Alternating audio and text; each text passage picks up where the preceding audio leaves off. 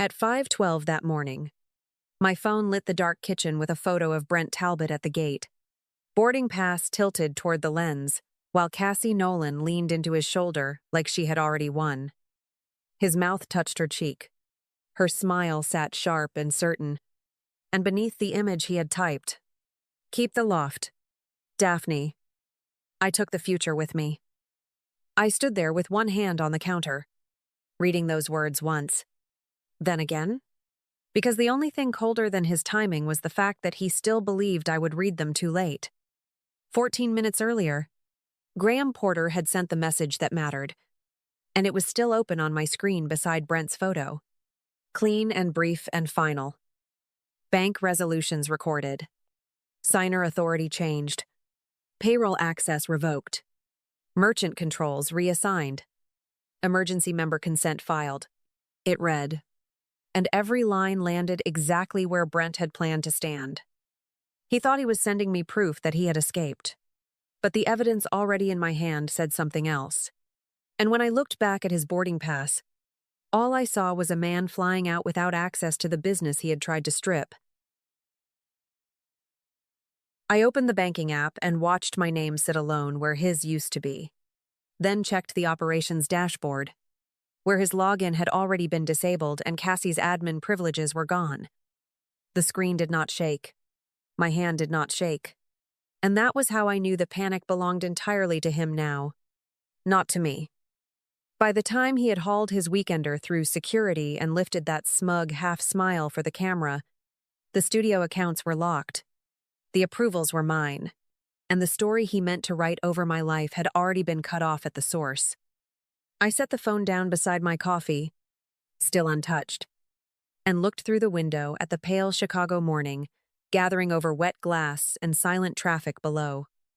Brent had always mistaken volume for power, access for ownership, and my silence for surrender. But his own text had just given me the cleanest ending to that illusion I could have asked for. When I picked up the cup and finally took a sip, I understood something with a clarity that felt almost merciful. He had not left with the future. He had boarded a flight straight into the cost of underestimating me.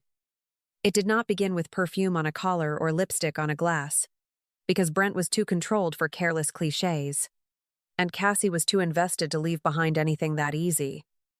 It began with numbers landing in the wrong order, with client deposits slowing on the studio ledger while outbound transfers cleared faster than any normal vendor payment should have moved.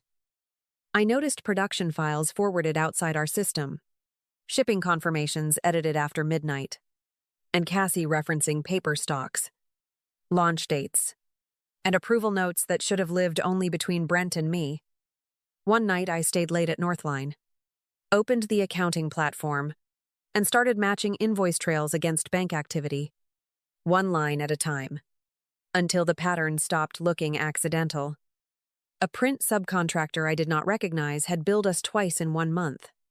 Both payments routed to an LLC with a mailbox address instead of a real shop, and both authorizations carried Brent's credentials. I pulled the vendor record, checked the contact email, then checked the forwarding logs, and there was Cassie again, copied on files that had no business leaving the studio unless someone was stripping value out of it. The affair became a plan the moment I opened Brent's personal email on the office laptop he had carelessly synced and found the message he sent Cassie after Dominic Shaw's deposit posted. "Once Dominic's deposit clears, we're done here," he wrote. And beneath that line sat an attachment labeled Revised Launch Cash Flow, which moved client money toward debts that had nothing to do with paper, freight, or labor. I read it twice, then opened the voice memo he had sent her the same week, laughing that I was great at choosing paper and useless at understanding business. And the contempt in his voice matched the theft on the screen with ugly precision. I did not need a theory after that, because the evidence had already built one without me, piece by piece, transfer by transfer, message by message, all the way into motive. Brent was not sleeping with Cassie because our marriage had cracked and things got messy. He was using Cassie to help reroute money, hide timing, and make his exit look cleaner than the damage beneath it. By the time I exported the bank records, saved the email chain, and copied the forwarding history into one secure folder for Graham Porter, I was no longer staring at an affair that hurt me. I was staring at a business my husband and his mistress had been bleeding in plain sight. I brought Graham Porter one folder, and he turned it into a structure Brent could not bluff his way around, because every page inside it already named the breach. The operating agreement showed my majority ownership. The bank records showed self-dealing. The forwarded files showed unauthorized disclosure. And Dominic Shaw's deposit tied the timing of the scheme to money Brent never had the right to reposition. Graham read in silence, then slid the agreement back across his desk and said, "You are not taking anything from him, Daphne. You are enforcing what the documents already give you." That sentence changed the temperature of the room, because I had spent years listening to Brent speak as if access were ownership, and Graham had just reduced that lie to paperwork. We moved fast, but nothing about it felt reckless, since every step rested on something already in front of us. Signed percentages, manager authority limits, bank credentials, vendor trails, and the email where Brent mapped Dominic's deposit into a private escape plan. Graham drafted the emergency member consent, prepared the resolutions to remove Brent's signing authority, froze merchant controls, preserved the cloud records, and warned me, the moment he loses access, he will try to replace facts with noise. I signed where he marked the tabs, and my hand stayed steady because the signatures did not create a new reality. They formalized the one Brent had tried to hide under tone and posture. The studio had started with my client list, my design work, my family capital, and my vendor trust. And the proof of that sat in articles, contracts, email chains, and every approval trail Brent had treated like background labor. When I asked what happened if he landed before the bank completed the authority change, Graham closed the file, met my eyes, and answered. Then he learns in real time that temporary control is not the same thing as ownership. By the time I left his office, the city had gone dark around the windows, and I sat in my car with the signed packet on the passenger seat, like something returned instead of something won. Brent had spent years training me to feel like a guest inside the business that carried my fingerprints at every level. But the documents now said exactly what his voice had always tried to erase. When Graham's confirmation finally came through and the access logs refreshed under my name alone, I understood that I had not fought my way into his world at all. I had locked him out of mine. Brent could not reach me once the access changes hit, so he reached for the older weapon first and called Julia, hoping blood would carry his lie farther than evidence ever could. By the time my phone rang, he had already fed her the version where I was unstable, vindictive, and ripping apart the studio because I could not handle being left. Julia's voice came tight with confusion and rain noise from the street. And when she asked, "Daphne, what is he talking about?" I did not defend myself. I told her to come over and bring her laptop.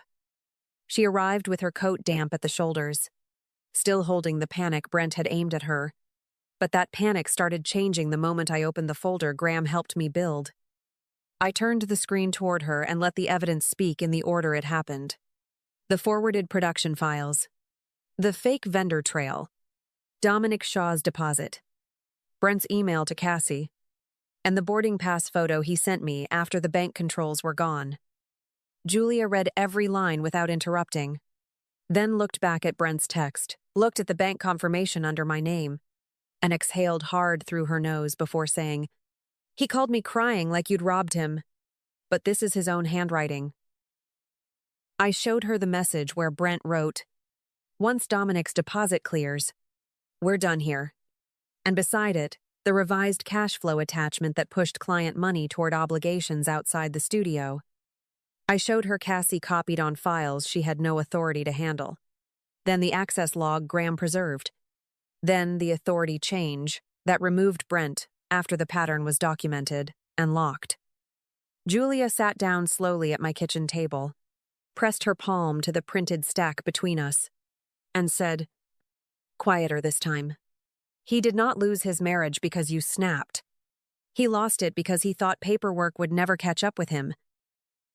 After that, she stopped asking me what happened and started helping me hold the line Brent had already crossed, which mattered more than any comfort either of us could fake. She printed backup copies, labeled the timeline, flagged the names Brent might call next, and reminded me that a man who had already tried to redirect money would try just as hard to redirect sympathy.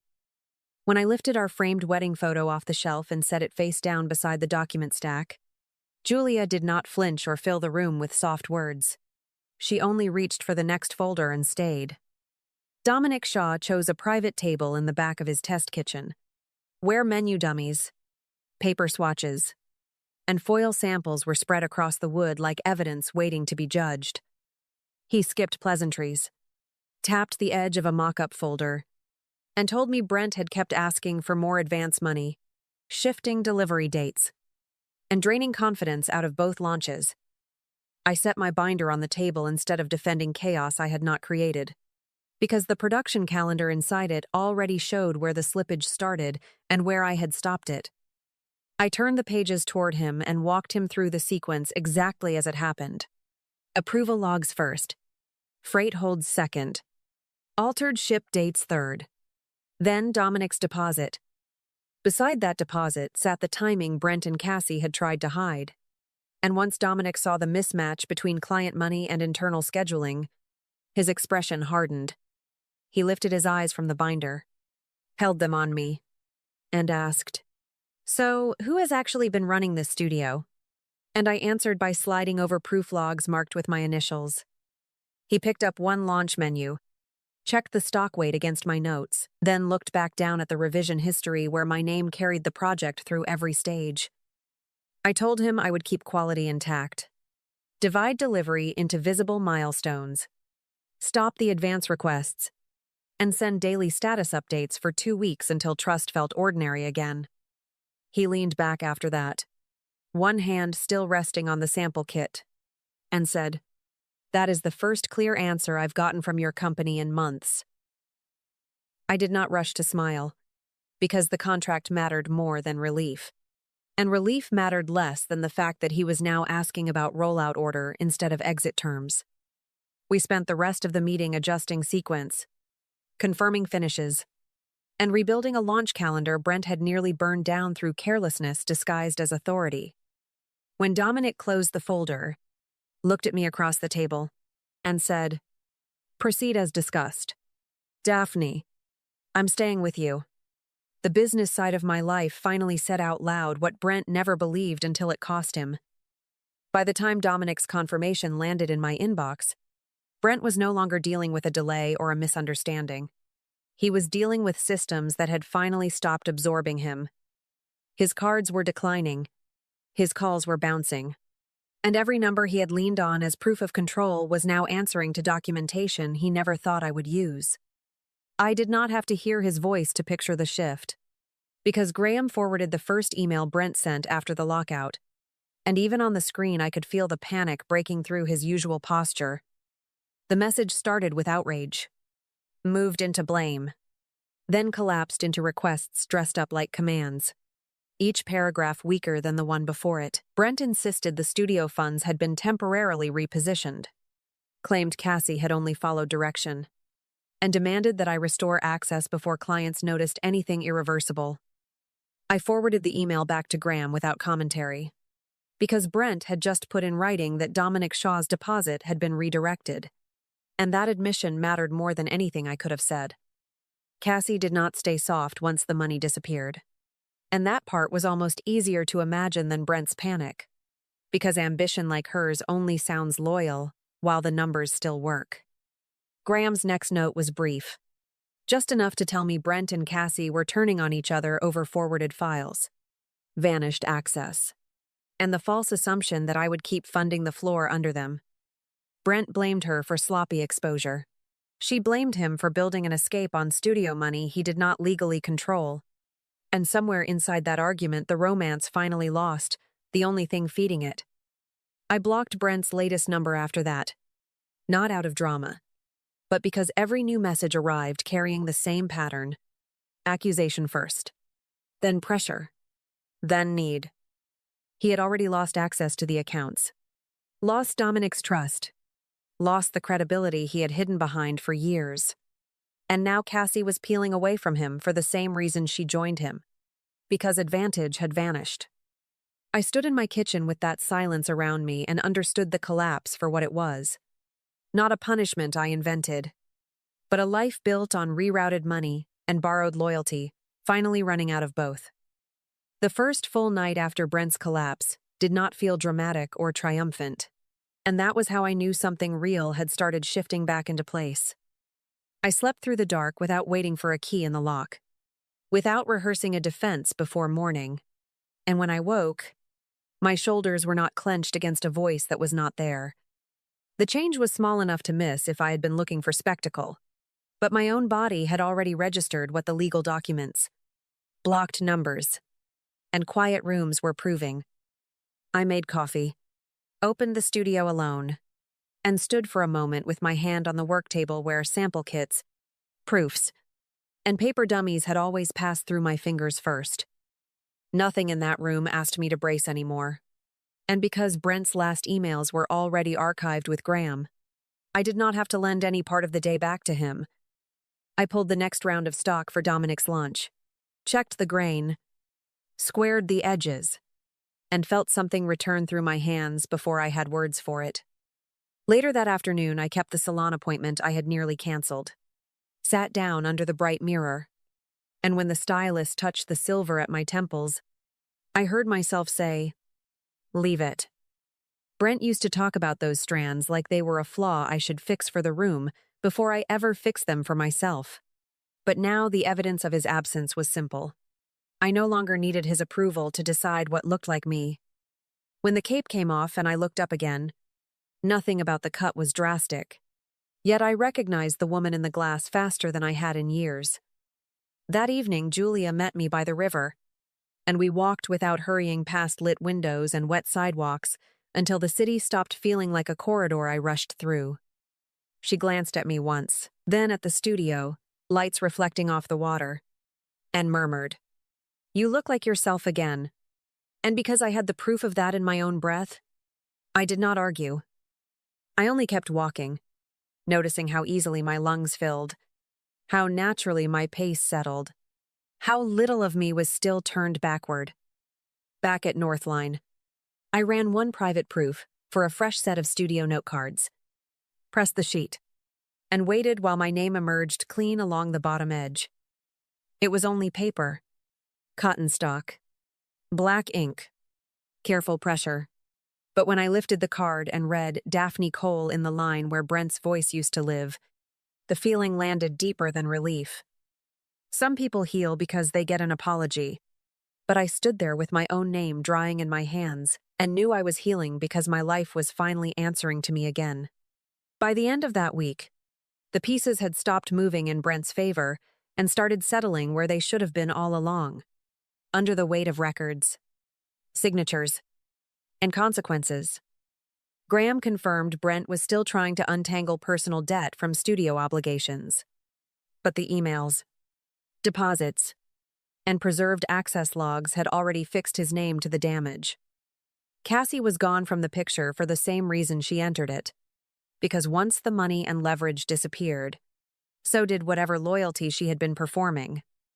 Dominic kept both launches with Northline, then expanded the second order after the first production run hit exactly when I told him it would. Julia stayed close, not because I was fragile, but because the lie Brent had wrapped around me for years no longer stood between us in the room.